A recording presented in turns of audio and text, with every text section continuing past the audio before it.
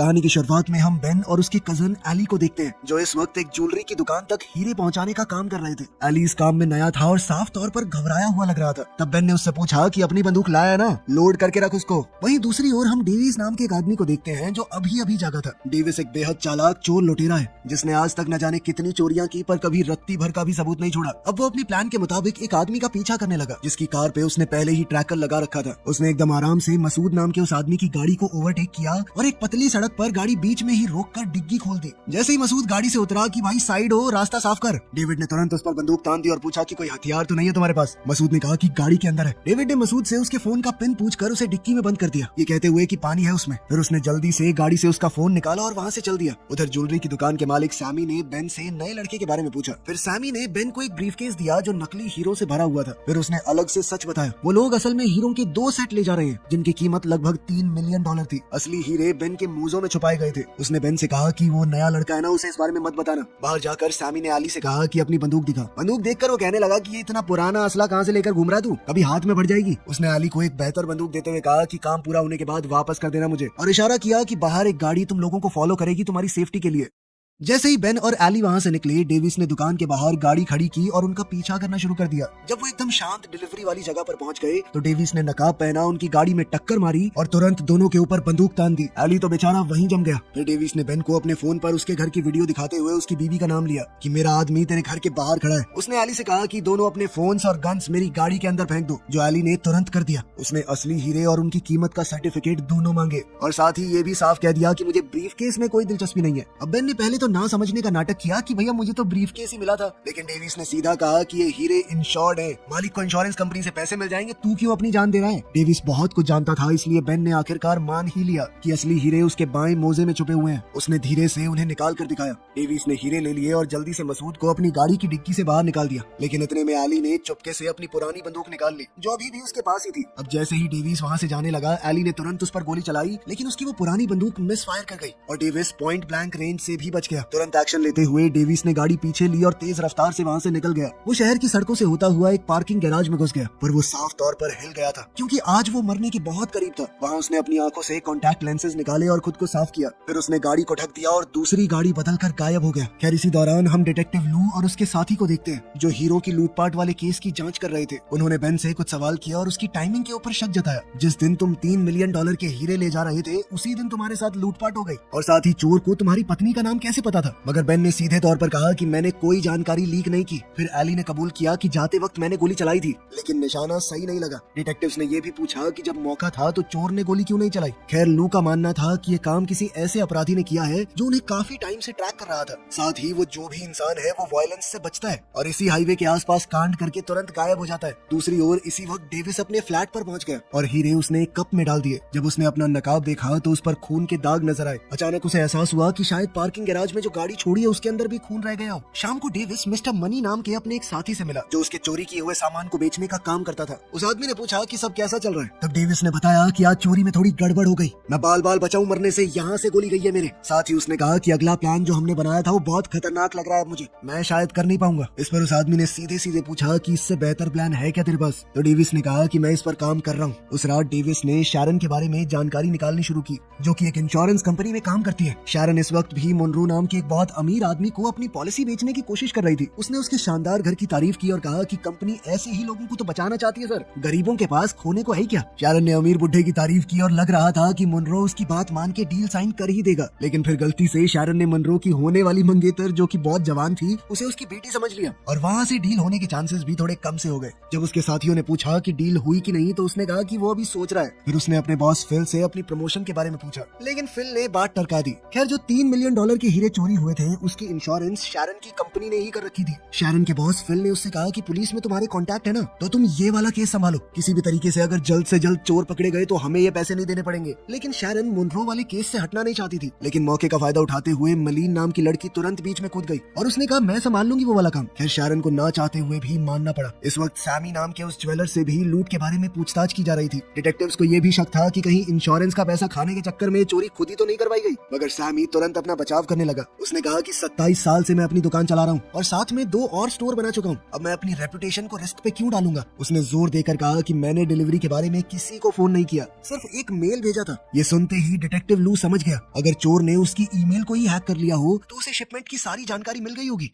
वहीं दूसरी ओर डेविस अपने हैकर को पैसे दे रहा था ताकि वो शैरन के सोशल मीडिया को ढंग से देख पाए। वो जानना चाहता था कि वो किस किस से बात करती है। यहाँ से साफ हो गया कि वो सिर्फ लूट को प्लान नहीं करता था, वो इंश्योरेंस वालों की तरफ से भी पता लगाता था कि किसके पास कौन सी महंगी चीज है जिसका वो इंश्योरेंस ले रहे हैं। बाद में डेविस जब एक रेड लाइट पर रुका था तभी माया नाम की एक औरत ने उसकी गाड़ी को टक्कर मार दी। वो गुस्से में पूछने लगी कि तुमने गाड़ी क्यों रोकी। डेविस ने शांत रहकर लाल बत्ती की तरफ इशारा किया और पूछा कि तुम ठीक हो। वो घबरा कर बोली कि मैं लेट हो रही थी और ये गाड़ी मेरे बॉस की है। एक्सीडेंट के बाद माया ने डेविस से कहा कि अपनी गाड़ी का इंश्योरेंस दिखाओ मुझे, मैं सॉर्ट करवा लूंगी। गलती माया की थी पर डेविस पुलिस के पचड़े में तो नहीं पड़ना चाहता था। उसने गाड़ी से नोटों की गड्डी निकाल कर कहा कि मैं अभी भर देता हूँ आपका जितना नुकसान हुआ है। माया ने उसे गौर से देखा और पूछा कि हमेशा इतने पैसे साथ रखते हो तुम। मगर डेविस ने बात बदलते हुए कहा कि मेरे पास फालतू टाइम नहीं है, जल्दी बताओ कितने पैसे चाहिए। पर माया ने मना कर दिया। उसने कहा कि कंपनी की गाड़ी है, मुझे सही तरीके से रिपोर्ट करना पड़ेगा वरना मुझे नौकरी से निकाल देंगे। जिसके बाद डेविस को मजबूरन उसे अपनी इंश्योरेंस पॉलिसी दिखानी पड़ी। बाद में शैरन एक कैफे में डिटेक्टिव लू से मिली ताकि हीरो की चोरी के बारे में बात कर सके। उसने कहा कि ज्वेलर और कुरियर दोनों के ऊपर लाई डिटेक्शन टेस्ट करवाओ। ये सुनते ही लू तुरंत समझ गया कि इंश्योरेंस वाले पैसे देने से बचना चाहते हैं। खैर फिर लू ने उसे कुछ डेटा दिखाया जिससे ऐसा लग रहा था कि इस क्राइम में इंश्योरेंस कंपनी के अंदर कोई शामिल हो। खैर फिर लू ने बातों बातों में बताया कि जो लोग तुमसे इंश्योरेंस कराते हैं उन्हीं के यहाँ पे चोरी हो जाती है। इससे तो ऐसा लग रहा है कि इंश्योरेंस कंपनी में कोई अंदर का आदमी मिला हुआ है चोरों से। खैर बाद में पुलिस स्टेशन जाकर भी लू ने इसी थ्योरी पर काम किया। उसने पुराने केस निकाले, छोटी मोटी लूट को हटा दिया। क्योंकि चोर वायलेंस से बचता था तो उसने ज्यादा वायलेंस वाले केस भी हटा दिए। जो केस बचे उनके अंदर उसे एक पैटर्न दिखाई दिया। ये सारे हाईवे नंबर 101 के पास ही हो रहे थे। इन सभी लूटपाट के केसेस में कोई भी बिना वजह की हिंसा नहीं हुई और लूटने वाला बहुत ही सफाई से बचकर निकल गया। अब लू को पूरा यकीन हो गया था कि सब के पीछे एक ही आदमी है। लू के बॉस को उसकी थ्योरी बिल्कुल भी पसंद नहीं आई। इतने सारे केसेस को दोबारा खोलना डिपार्टमेंट के लिए बिल्कुल भी अच्छा नहीं होगा, उनकी थू हो जाएगी मीडिया में। उसके बॉस ने सीधे तौर पे कहा कि गड़े मुर्दे मत उखाड़ो, हमारा काम है सॉल्व केसेस का नंबर बढ़ाना। ये सुनकर लू निराश होकर वहाँ से चला गया। उसे पूरा यकीन था कि इन केसेस में जिसे भी पकड़ा गया है गलत ही है वो। दूसरी तरफ मिस्टर मनी ओरमान नाम के एक आदमी से मिला जिससे वो अगला मिशन करवाना चाहता था, क्योंकि अब डेविस ने तो उसे करने से मना कर दिया, ये बोलकर कि बहुत रिस्की है, किसी को चोट लग सकती है। लेकिन प्लान तैयार था और ओरमान को किसी को चोट लगे कोई मरे इससे घंटा फर्क नहीं था, तो वो तुरंत मान गया।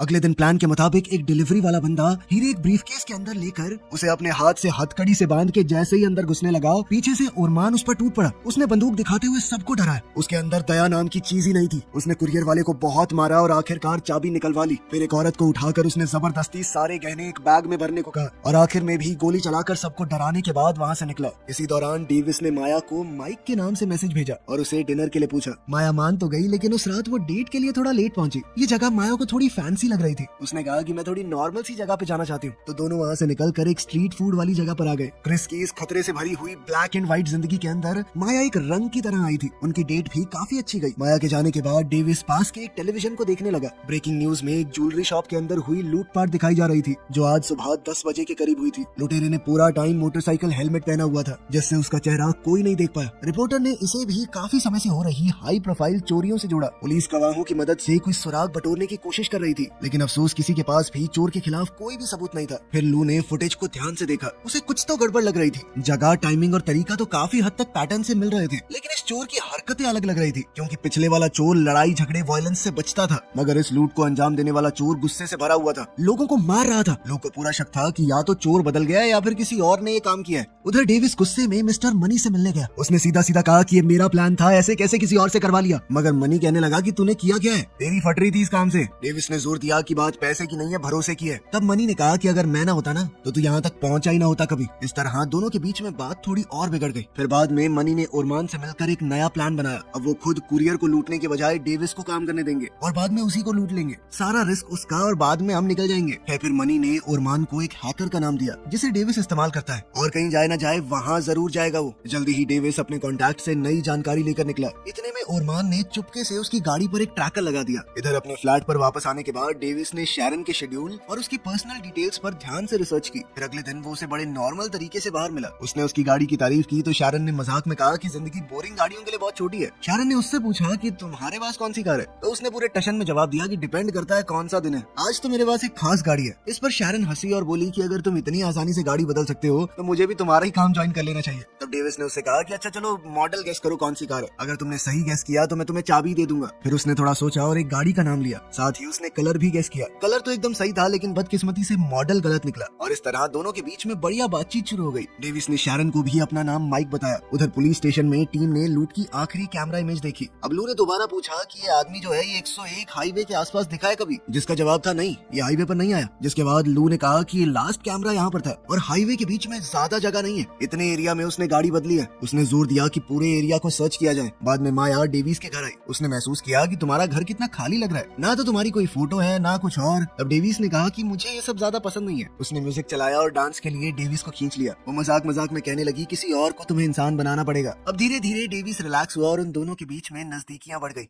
फिर अगली सुबह डेविस को एहसास हुआ कि कोई तो उसका पीछा कर रहा है। उसने अपनी गाड़ी चेक की और जल्द ही एक ट्रैकर ढूंढ लिया। अब उसने तुरंत ही नया फ्लैट ले लिया और जगह बदल दी। उसी वक्त लू ने पार्किंग गैराज में छोड़ी हुई चोर की गाड़ी को ढूंढ निकाला। साथ ही फोरेंसिक्स को वहाँ खून की एक बूंद मिली। लू ने बड़ी उम्मीद के साथ उसे डीएनए टेस्ट के लिए भेज दिया। फिर बाद में डेविस शारन से एक आर्ट म्यूजियम में मिला। डिनर के दौरान शारन ने अपना काम समझाया कि वो अमीर क्लाइंट्स की महंगी चीजों की इंश्योरेंस करती है। तब डेविस ने उसे सच बताया। उनकी मुलाकात कोई इत्तेफाक नहीं थी, वो उसके बारे में पहले से जानता था और एक बिजनेस ऑफर देना चाहता है उसे। मगर शारन तुरंत समझ गई कि वो एक चोर है। उसने सीधा मना कर दिया और कहा कि मैंने अपनी पूरी जिंदगी ईमानदारी से काम किया है। लेकिन डेविस ने कहा कि तुमने किया होगा, पर जिन अमीर लोगों को तुम इंश्योरेंस दे रही हो उन्होंने तो पक्का नहीं किया। इस पर शारन खड़ी हुई और वहाँ से चली गई। बाहर डेविस ने उसी राइडर को देखा जो उसका पीछा कर रहा था। उसने तुरंत अपनी गाड़ी उसके पीछे लगा ली और दोनों के बीच एक चूहे बिल्ली का खेल शुरू हो गया। और मान काफी देर तक बचकर भागता रहा लेकिन आखिरकार एक गाड़ी से टकरा कर नीचे गिर गया। फिर वो लंगड़ाता हुआ एक पास वाली बिल्डिंग में गया। वहाँ पर डेविस भी पहुंच गया और उसने अपनी बंदूक तानते हुए कहा कि मुझसे दूर रहना, समझा। इसी दौरान हम देखते हैं कि शारन एक योगा क्लास में लू से टकराई। तभी लू को हाईवे नंबर 101 के पास एक रहस्यमयी आदमी के बारे में कॉल आई। दरअसल हाईवे 101 के पास ही एक दूसरा चोर चोरी कर रहा था। लेकिन जब पुलिस वालों ने गोलियां चलाई तो समझ आया कि ये तो एक बच्चा है।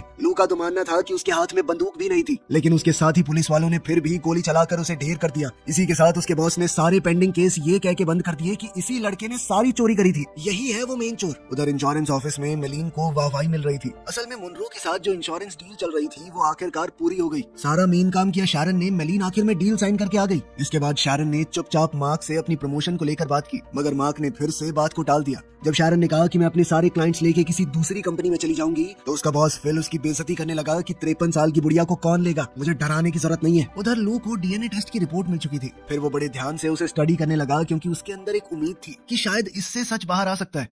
इसी बीच शारन अपनी जिंदगी का सबसे बड़ा फैसला ले चुकी थी। उसने डेविड से कांटेक्ट किया और कहा कि तुम कुछ प्लान बता रहे थे ना। उसने डेविस को बताया कि एक कुरियर आने वाला है जो मुनरो नाम के एक अरबपति की शादी में 5.5 मिलियन की घड़ियां और हीरे ला रहा है। काफी सारे गार्ड्स आएंगे उस कुरियर के साथ, तो सिक्योरिटी बहुत टाइट है। लेकिन उनके प्लान में लूप होल भी थे। असल में वो आदमी टैक्स बचाने के लिए कैश में पेमेंट कर रहा था। इसका मतलब था लगभग $1 मिलियन का कैश भी वहाँ पर होगा। ये सुनते ही डेविस तुरंत चोरी के बारे में सोचने लगा। उसने पूछा कि कैश की सिक्योरिटी कैसी होगी, मगर शारन अभी इस बारे में श्योर नहीं थी। असल में इंश्योरेंस वाले सिर्फ और सिर्फ हीरो को कवर कर रहे थे, तो उन्हें इसके बारे में पूरी जानकारी थी, लेकिन कैश इससे बाहर था। अब डेविड थोड़ा हिचकिचाया क्योंकि ये बहुत रिस्की लग रहा था। लेकिन तब शारन ने बताया कि $11 मिलियन का सामान है वहाँ पे, इतना पैसा जिसके बाद सब कुछ छोड़ सकते हैं वो हमेशा के लिए। मगर डेविस ने कहा कि पैसा तभी मैटर करता है जब तुम उसे लेकर जिंदा बच के निकल पाओ। डीएनए रिपोर्ट में डेविस का नाम आ गया था। अब लू उसके नाम पर लिस्टेड एक एड्रेस पर गया। वहाँ एक औरत ने दरवाजा खोला और लू ने झूठ कह दिया कि मेरा नाम डिटेक्टिव लब्सनिक है। क्या आप डेविस नाम के इस आदमी को जानती हैं? औरत का रिएक्शन देखते ही वो समझ गया कि हाँ ये जानती है। दूसरी ओर डेविस ने एक वॉइसमेल सुना जिसमें वही औरत उसे कॉल बैक करने को कह रही थी। जब डेविस ने उससे बात की तो पता चला कि पुलिस उसके बारे में पूछताछ करने आई थी। डेविस समझ चुका था कि इन्वेस्टिगेशन उसके करीब पहुंच रही है। फिर वो कुरियर की डिटेल्स कंफर्म करने के लिए शारन से मिला। तब शारन ने अंदाजा लगाया कि डिलीवरी फ्राइडे या सैटरडे को होगी। संडे को शादी है तो उससे पहले ही हो जाएगी। तब डेविस ने उसे एक डिस्पोजेबल फोन दिया और कहा कि हर कॉल के बाद सिम कार्ड को डिस्ट्रॉय कर देना। शारन कहने लगी कि ज्यादा ही फिल्मी नहीं हो रहा है, लेकिन डेविस ने कहा कि यही तरीका होता है, फिल्मी कुछ नहीं है इसमें, सबूत नहीं छोड़ने, सफाई से काम करना है। फिर कुछ दिन बाद शारन ने पूरा डिटेल में प्लान निकाल लिया और ये पूरी बात डेविस को भी बता दी। अभी अचानक से ओरमान वहाँ पहुँच गया और उसके ऊपर हमला कर दिया। तब डर के मारे शारन ने उसी कैश और हीरो की डिटेल्स उसे भी दे दी। अब उसे समझ नहीं आ रहा था कि ये सब क्या हो रहा है, इसीलिए वो सीधा लू के पास चली गई। अपनी जान का खौफ खाते हुए उसने चोरी के बारे में सब कुछ कबूल कर लिया, जिसमें पूरा प्लान, पैसे, सब कुछ शामिल थे। तब लू ने उसे डराना शुरू किया कि तुमने इतनी बड़ी चोरी का प्लान बनाया है तो तुम भी गुनहगार हुई। अगर ये सब ऑफिशियल हो गया ना तो नौकरी तो छोड़ो, जेल की चक्की पीसनी पड़ेगी। उसकी सुरक्षा के लिए लू ने उससे कहा कि तुम अपने घर मत जाना और कुछ समय के लिए मेरे घर पर रुक सकती हो। साथ ही उसने कहा कि इस माइक के बारे में मुझे बताओ, हर छोटी से छोटी बात। अब लू ने एविडेंस रूम में जाकर डेविस के खिलाफ सबूत जोड़ने शुरू किए। उसी वक्त डेविस ने माया से कहा कि मुझे काम के लिए शहर छोड़ना पड़ेगा। माया को महफूज रखने के लिए डेविस ने उसे ज्यादा बात नहीं बताई और इससे चिढ़कर वो रिश्ता तोड़कर चली गई। उसे खोकर डेविस बहुत फ्रस्ट्रेटेड था। खैर फिर लूट वाले दिन डेविस एयरपोर्ट की तरफ बढ़ा, जबकि उसे ये बिल्कुल नहीं पता था कि ओरमान के पास भी पूरी इन्फॉर्मेशन है और साथ ही लू भी उसके प्लान के बारे में जानता है। डेविस बड़ी चालाकी से ड्राइवर के पास गया और उस पर बंदूक तान कर उसे किडनैप कर लिया। अब वो खुद ड्राइवर बनकर कुरियर को लेने जाने वाला था। वहीं लू मिस्टर फॉस्टर के नाम से अंडर कवर बैंक कुरियर से मिला। अब वो घड़ियों और हीरो वाला बैग लेकर खुद कुरियर बन के आ गया। गाड़ी में नकली ड्राइवर और नकली कुरियर दोनों चले हुए थे। जल्द ही वो उस होटल में पहुंच गए जहां मुनरो रुका हुआ था। जैसे ही वो कमरे में पहुंचे, डेविस ने तुरंत बंदूक निकालकर सबको नीचे बैठने को कहा। साथ ही कहा कि वो कैश निकालो जो तिजोरी में भरा हुआ है। जब लू डेविस के कहे मुताबिक ब्रीफकेस से घड़ियां और हीरे निकालकर उसके लिए एक बैग में भरने लगा तो पता चला उसने अंदर एक बंदूक रखी हुई थी। वो उसने निकालकर डेविस पर तान दी और बताया कि मैं एक पुलिस वाला हूँ, सरेंडर कर दे।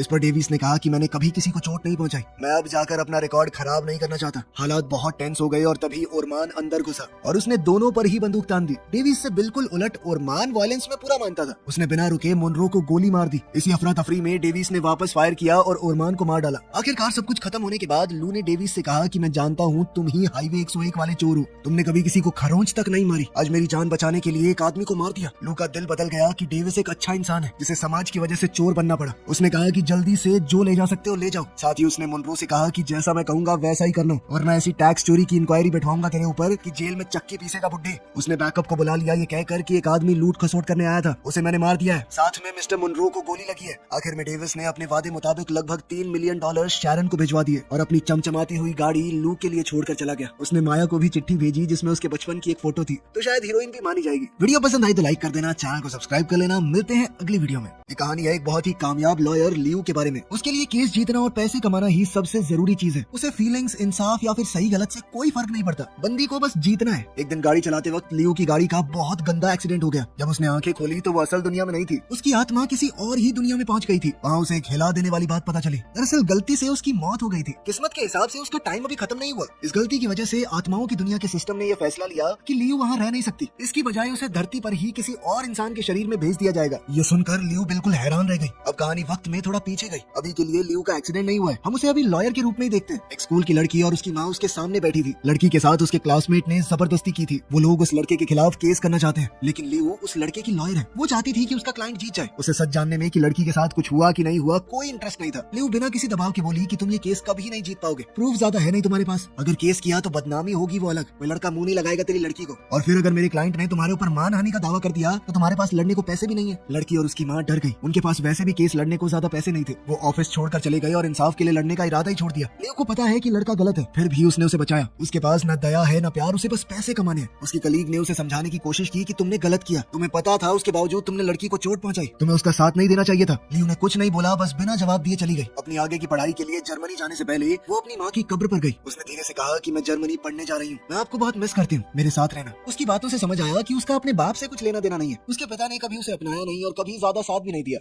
कब्र से वापस आते वक्त ही उसकी गाड़ी का वो गंदा एक्सीडेंट हुआ। अगले ही पल वो एक बहुत अजीब से हॉल में खड़ी थी जहाँ बहुत सारे काउंटर्स लगे थे। कई आत्माएं लाइन में खड़ी थी। लियू को एक बार को तो समझ नहीं आया कि ये कौन सी जगह है। उसने एक काउंटर पर बैठी लड़की से पूछा कि मैम ये कौन सा प्लेस है। लड़की ने जवाब दिया कि ये किस्मत का काउंटर है, लोग मरने के बाद यहाँ पर आते हैं। लियू यकीन नहीं कर पाती, लेकिन सच यही था कि वो मर चुकी है। ये उसका शरीर नहीं, उसकी आत्मा है। थोड़ी देर बाद उसे वहाँ के डायरेक्टर के पास ले जाया गया। डायरेक्टर ने कहा कि सॉरी मैम, एक गलती हो गई है, आपकी मौत का टाइम नहीं हुआ था अभी, हमें एक दूसरी औरत को लाना था, उसका नाम भी लियू था और लोकेशन भी काफी आसपास थी, तो हमसे थोड़ी गलती हो गई, लेकिन हमें इसे जल्दी से जल्दी ठीक करना पड़ेगा। फिर उन्होंने कहा कि आज रात हम तुम्हें एक दूसरी औरत के शरीर में भेज देंगे, तुम्हारी यादें रहेंगी लेकिन चेहरा उसका होगा। आज उसका एक्सीडेंट होगा, जब उसकी आत्मा निकलेगी तो तुम उसकी जगह ले लेना। लियू ज्यादा कुछ समझ नहीं पा रही थी तो क्या ही बहस करती। अगली सुबह वो एक नई जिंदगी में आंख खोलती है। वो एक बिस्तर पर एक आदमी के साथ लेटी हुई थी। वो उसका नया पति है। उसे समझ आया कि अब उसके 2 बच्चे भी हैं जो उससे बहुत प्यार करती है। घर देखकर उसे पता चला कि ये औरत फुल टाइम हाउसवाइफ है, नौकरी वगैरह कुछ नहीं करती। वो अपने बेटे को स्कूल छोड़ने के बाद अपनी पुरानी लॉ फर्म में गई, लेकिन कोई उसे पहचान नहीं पाया। उसकी कलीग भी उसे अनजानी तरह से देख रही थी। लियू समझ गई कि बात बात करने का कोई फायदा नहीं है। गुस्से में वो और ज्यादा फंसा हुआ महसूस करने लगी। लियो ने सोचा कि मैं ये जिंदगी नहीं चाहती। वो एक चलती गाड़ी के सामने खड़ी हो गई, लेकिन ड्राइवर ने उसे देखकर गाड़ी मोड़ दी। वो वहीं खड़ी रही, कंफ्यूज्ड और परेशान। जब वो वॉशरूम गई तो अचानक से आत्माओं की दुनिया का डायरेक्टर फिर से सामने आ गया। उसने कहा कि तुम्हें ये जिंदगी जीनी पड़ेगी, कोशिश करो एंजॉय करने की, वरना अच्छा नहीं होगा तुम्हारे साथ। लियो ने गुस्से में कहा कि तुमने मुझे एक ऐसी औरत के शरीर में भेज दिया जो काम नहीं करती, मेरी जिंदगी ही काम था। डायरेक्टर ने शांत होकर कहा कि क्या तुम्हें लगता है घर संभालना काम नहीं है? दुनिया का सबसे मुश्किल काम है एक परिवार को संभालना, तुम्हें 7 के 7 दिन काम करना पड़ेगा।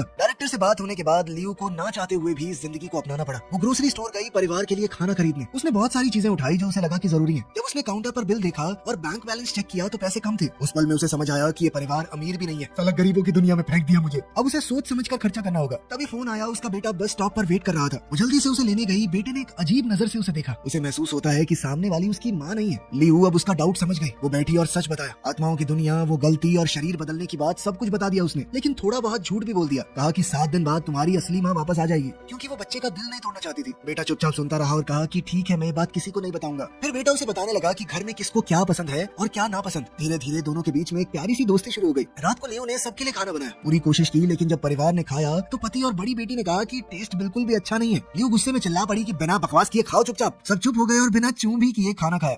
रात को बेडरूम में पति ने कहा कि उन्हें जल्दी ही एक पार्टी में जाना है। लियो खुश होकर बोली कि मैं पार्टी के लिए नई ड्रेस खरीदना चाहती हूँ। ये सुनकर पति हैरान हो गया, क्योंकि उसकी पत्नी कभी भी अपने ऊपर पैसे खर्च नहीं करती थी। फिर भी उसने कहा कि ठीक है, एक ड्रेस ले लो। बाद में वो अपनी पत्नी के करीब आने की कोशिश करने लगा, लेकिन इससे लियो थोड़ी अनकंफर्टेबल हो गई। उसने बहाने बना दिए कि मुझे थोड़ा ठीक नहीं लग रहा, कहीं मेरी बीमारी आपको न लग जाए। आखिर में वो लिविंग रूम में सोफे पर जाकर सो गई। अगली सुबह वो बेटे के साथ फिर से ग्रोसरी स्टोर पर गई। इस बार उसने सबकी पसंद की सब्जियां और चीजें खरीदी। रात को जब पति काम से घर आया, उसने देखा कि लियो ने सिर्फ अपनी ड्रेस नहीं बल्कि उसके लिए भी महंगे कपड़े खरीद लिए थे। प्राइस टैग देखकर उसकी आंखें खुल गई। उसे समझ नहीं आया कि उसकी पत्नी को हो क्या गया है। जो औरत हर पैसा बचाती थी वो बिना सोचे खर्च कर रही है। वो शांत होकर बोला कि हम ये पैसे बच्चों के फ्यूचर के लिए जोड़ रहे हैं। लेकिन लियो ने कहा कि अगर हम कभी एंजॉय ही ना करें तो पैसे कमाने का क्या फायदा। ये सुनकर पति उदास और परेशान हो गया। वो घर छोड़कर ऑफिस चला गया ओवर टाइम काम करने के लिए, ताकि जो एक्स्ट्रा पैसे खर्च हुए हैं वो दोबारा जोड़ सके। उसे घर से जाता देख लियो को गिल्ट और उदासी महसूस हुई, इसीलिए वो एक बार में गई और ड्रिंक ऑर्डर की। जब वो वहाँ बैठी हुई थी तब एक औरत उसके पास आई। वो दरअसल इस शरीर की पुरानी मालकिन को जानती है और उसने समझा कि लियो वही औरत है। वो उसके पास बैठ गई और बोली कि मुझे तुम्हारा परिवार बहुत बढ़िया लगता है, तुम और तुम्हारे हस्बैंड सब कुछ मिलकर संभालते हो, तुम सभी बहुत खूबसूरत हो, तुम्हारे परिवार को देखकर मुझे उम्मीद मिलती है। ये बातें लियो के दिल को छू गई। पहली बार उसे केस जीतने पर नहीं बल्कि एक प्यार भरे घर का हिस्सा होने पर गर्व महसूस हो रहा था। वो जब बाहर से निकली तो उसके अंदर एक नया एहसास था। घर जाते वक्त उसने अपनी बेटी को एक लड़के के साथ देखा। दोनों किस करने ही वाले थे, लेकिन लियो तुरंत बीच में आ गई। बेटी डर गई, लेकिन लियो चिल्लाई नहीं, उसने प्यार से बात की। उसने कहा कि बॉयफ्रेंड होना गलत नहीं है, लेकिन इस उम्र में ऐसी चीजें नहीं करनी, अभी पढ़ाई ज्यादा जरूरी है। और तुमने मुझे अपने बॉयफ्रेंड के बारे में बताया क्यों नहीं? बेटी ने सोचा था कि गुस्सा और सजा मिलेगी, लेकिन उसे समझ और प्यार मिला। उसकी आंखें नम हो गई। उसने कहा कि आज से मैं आपको सब कुछ बताऊंगी। धीरे धीरे हर बीतते दिन के साथ लियो का दिल भी बदलने लगा। वो अपने बच्चों के और करीब आने लगी। उस रात आत्माओं की दुनिया का डायरेक्टर फिर से आया। उसने मुस्कुराकर कहा, तो अब कैसा लग रहा है? क्या अब भी तुम अपनी जिंदगी से नफरत करती हो? लियो ने गहरी सांस ली और सच बोला, ये जिंदगी उतनी भी बुरी नहीं है जितनी मैंने सोची थी। घर संभालना बेकार नहीं है, ये एक बहुत जरूरी चीज है, और लोग जितना आसान समझते हैं उतना आसान तो बिल्कुल भी नहीं है। ये सुनते ही डायरेक्टर गायब हो गया। लियो चुपचाप बैठी और टीवी पर अपनी शादी का वीडियो देखा। उसने देखा कि उसका पति मुस्कुरा रहा था, हंस रहा था, अपनी पत्नी को प्यार से देख रहा था। उसने अपनी आंखों से वो सारे वादे देखे जो उन्होंने एक दूसरे से किए थे। वीडियो देखते देखते उसके अंदर एक नया एहसास पैदा हुआ। अपनी जिंदगी में पहली बार उसे प्यार चाहिए था। उसे एक सच्ची शादी चाहिए, सिर्फ नाम का रिश्ता नहीं। वीडियो देखते देखते वो सोफे पर सो गई। थोड़ी देर बाद उसका पति काम से घर आया। उसने उसे प्यार से उठाया और बिस्तर पर लेटा दिया। अगली सुबह लियो ने आंखें खोली तो देखा कि उसके पास एक नई सुंदर ड्रेस रखी हुई है। उसका पति उसके लिए खास खरीद कर लाया था। जब उसने ड्रेस पहनी और मिरर में देखा तो वो मुस्कुरा दी। इसीलिए नहीं कि वो सुंदर लग रही थी, बल्कि इसलिए क्योंकि किसी ने उसकी परवाह की। शाम को वो अपने हस्बैंड के साथ पार्टी में गई। वहाँ उसे एक सच पता चला जो उसे पहले नहीं पता था। उसका पति बहुत ईमानदार आदमी है। वो चाहे तो 2 नंबर के पैसे कमा सकता है, लेकिन उसने किसी भी इलीगल काम का हिस्सा बनने से मना कर दिया। इसी ईमानदारी की वजह से उसे कभी प्रमोशन नहीं मिला। उसका बॉस चाहता था कि वो करप्शन में मदद करे, लेकिन उसका पति हमेशा मना करता रहा। ये सुनकर लियो को उस पर गर्व हुआ। उसने उसे हिम्मत दी और कहा कि अगर कुछ गलत है तो बोलो, अपना सच बोलो, कभी भी चुप मत रहना। वो उसे उसके बॉस और कलीग्स के सामने ले गई, लेकिन बॉस ने ढंग से बात नहीं की। सबके सामने उसने लियो की बेइज्जती की। अपनी पत्नी को बेइज्जत होता देखकर उसका पति शांत नहीं रह पाया। सालों का दबा हुआ गुस्सा और दर्द बाहर आ गया। उसने जोर जोर से साफ शब्दों में सबके सामने बोल दिया, अबे चुप हो जा, 2 नंबर की कमाई खाता है तू, नीच कहीं के। सबने सच सुन लिया। बॉस शर्मिंदा और गुस्से में पार्टी छोड़कर चला गया। पहली बार लियो के पति को हल्का महसूस हुआ। अब वो अच्छा महसूस कर रहा था और उसे पता था कि ये हिम्मत लियो से मिली है। इस घटना के बाद दोनों ने साथ में कुछ अच्छा वक्त बिताया। उन्होंने सैर की, हंसे और रात को एक असली कपल की तरह एंजॉय किया। बाद में जब वो घर लौट कर अपने कमरे में गए, अचानक बेटी के कमरे से रोने की आवाज आई। दोनों भाग कर वहाँ गए और देखा कि बेटी के चेहरे पर चोट का निशान है। लियो ने अपने पति से कहा कि आप बाहर जाइए, मैं अकेले में बात करूंगी। जैसे ही वो बाहर गया, बेटी जोर से रो पड़ी। उसने सच बोला कि मेरे बॉयफ्रेंड ने मुझे जबरदस्ती पकड़ने की कोशिश की, जब मैंने मना किया तो उसने मुझे मारा। लेकिन उसके पति ने भी सब कुछ सुन लिया। उसका दिल टूट गया और गुस्से से भर गया। वो चुपचाप घर से निकल गया। उसी रात वो लड़के के घर गया और उसे बहुत मारा। अगले दिन लड़के की फैमिली ने पुलिस कंप्लेंट की, जिसके बाद लियो और उसके पति को पुलिस स्टेशन जाना पड़ा। वहाँ पर लड़का अपने परिवार और एक महंगे लॉयर के साथ बैठा है। ये बिल्कुल वही सिचुएशन है जो लियो ने अपनी पिछली जिंदगी में बनाई थी, जहाँ वो गलत लोगों को बचाती थी और सीधे लोगों को डराती थी। अचानक उसके दिमाग में ये सारी चीजें घूमने लगी, उसकी सभी पुरानी गलतियाँ, पैसों की नाजायज भूख। वो वॉशरूम में गई और पूरी तरह टूट गई। आंसू उसके चेहरे पर गिरने लगे। उसे समझ आया कि उसने कितना दर्द दिया है दूसरों को, लेकिन इस बार वो सिचुएशन से भागेगी नहीं। वो वापस आई और सीधी खड़ी हो गई। अब वो पहले की तरह कोई पत्थर दिल लॉयर नहीं है, बल्कि एक माँ और एक औरत है जिसे अब इंसाफ चाहिए। उसने हिम्मत और समझ के साथ बात की। उसने लड़के के परिवार के सारे झूठ खोल दिए और उन्हें उसी तरह से डराया जैसे वो पहले सीधे लोगों को डराती थी। कम से कम अब उसकी ये स्किल सही काम के लिए इस्तेमाल हो रही थी। डर कर लड़के की फैमिली ने कंप्लेन वापस ले ली। लड़के ने लियो और उसकी फैमिली से माफी मांगी। जब वो घर पहुंचे, बेटी अभी भी उदास थी। उसने कहा कि मैं कभी किसी लड़के पर भरोसा नहीं कर पाऊंगी। लियो उसके पास बैठी और प्यार से कहा, तुम एक गलत इंसान से मिली हो, इसका मतलब ये नहीं कि दुनिया के सारे मर्द बुरे हैं। एक बुरे इंसान की वजह से अपने दिल को सख्त मत करो। बेटी ने चुपचाप सुना और उसे गले लगा लिया।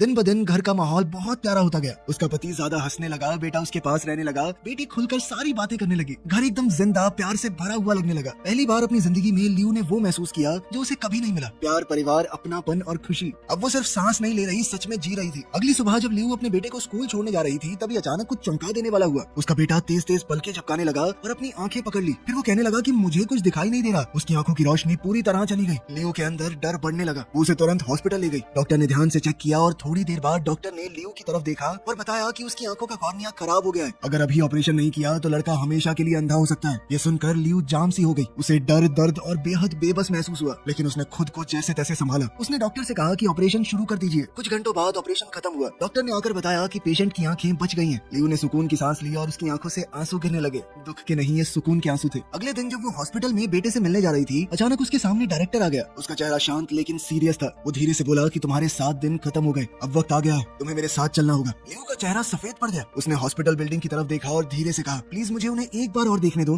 बस एक बार। डायरेक्टर ने धीरे से हाँ में सर हिलाया। वो अंदर गई, सबसे पहले बेटी से मिली। बेटी ने उसे जोर से गले लगाया। लियो का दिल टूट गया क्योंकि वो जानती थी कि ये पल वापस नहीं आएगा। फिर वो बेटे के कमरे में गई। बेटे ने मुस्कुराकर कहा कि माँ मुझे दिखाई दे रहा है। उसकी ये खुशी लियो को और चुभी क्योंकि उसे अब जाना पड़ रहा है। आखिर में वो अपने पति से मिली। दोनों चुपचाप एक दूसरे को देखते रहे, बिना एक भी शब्द कहे। उन्होंने बहुत कुछ महसूस किया। इसके बाद भरे दिल के साथ वो हॉस्पिटल से बाहर आ गई। डायरेक्टर कार के पास इंतजार कर रहा था। वो कार में बैठी और दोनों उस जगह की तरफ चल दिए जहाँ पहला एक्सीडेंट हुआ था, वही जगह जहाँ से सब कुछ शुरू हुआ था। रास्ते में डायरेक्टर ने एक बाप की तरह प्यार से बोला, मैं तुम्हारे पिता को जानता हूँ, उसे भी तुम्हें और तुम्हारी माँ को छोड़ने का पछतावा है। वो माफी मांगना चाहता था लेकिन उसकी जिंदगी खत्म हो गई। लियो चुपचाप सुनती रही। उसकी आंखें आंसुओं से भरी हुई थी। डायरेक्टर फिर से बोला, तुमने सालों से दिल में गुस्सा रखा है, अगर हो सके तो उसे छोड़ दो। तुम्हारा बाप मरते दम तक माफी मांगने का मौका ढूंढता रहा, अगर उसे मौका मिलता वो वापस आ जाता। खैर, जैसे ही वो कार एक्सीडेंट वाली जगह पहुंचे, अचानक एक और टक्कर हुई। शीशा टूट गया, लोहा मुड़ गया और दुनिया अंधेरी हो गई। जब लियो ने आंखें खोली, वो हॉस्पिटल बेड पर लेटी हुई थी। वो जिंदा है लेकिन सब कुछ अलग अलग सा लग रहा था। उसे अपने परिवार, प्यार, हंसी, दर्द सब कुछ याद था। पिछले हफ्ते का हर दिन एकदम सच लग रहा था। वो तुरंत उठी और उस हॉस्पिटल में गई जहाँ बेटे का ऑपरेशन हुआ है। लेकिन रिसेप्शनिस्ट कंप्यूटर चेक करके बोला कि इस नाम के किसी बच्चे की आंख का ऑपरेशन नहीं हुआ यहाँ पर। लियो का चेहरा ठंडा पड़ गया। अब वो उस घर की तरफ भागी जहाँ वो 7 दिन से रह रही थी, लेकिन वहाँ अब कोई दूसरा परिवार रहता है। नई आवाजें, नए चेहरे। उस जिंदगी का कोई नामो निशान नहीं है जो उसे याद थी। उसने पड़ोसियों से बात की, उम्मीद में कि शायद कोई तो उसे पहचान ले, या तो उसके बच्चों का या उसके परिवार का जिक्र करे। लेकिन हर पड़ोसी ने एक ही बात बोली, हम नहीं जानते तुम कौन हो, ऐसी कोई फैमिली यहाँ नहीं रहती, हमने तो तुम्हें पहली बार देखा है। धीरे धीरे ये सच उसके दिल में बैठ गया। वो 7 दिन, वो परिवार, वो प्यार, ये सब कुछ इस दुनिया में नहीं हुआ। वो शायद सिर्फ एक सपना था, या जब वो कोमा में थी तो उसे वहम हुआ है। लेकिन चाहे वो चीजें असली नहीं थी, और उन्होंने उसे हमेशा के लिए बदल दिया। उस पल में लियो समझ गई कि उसे आगे कैसे जीना है। अब वो पहले की तरह एक पत्थर दिल लॉयर नहीं रहेगी।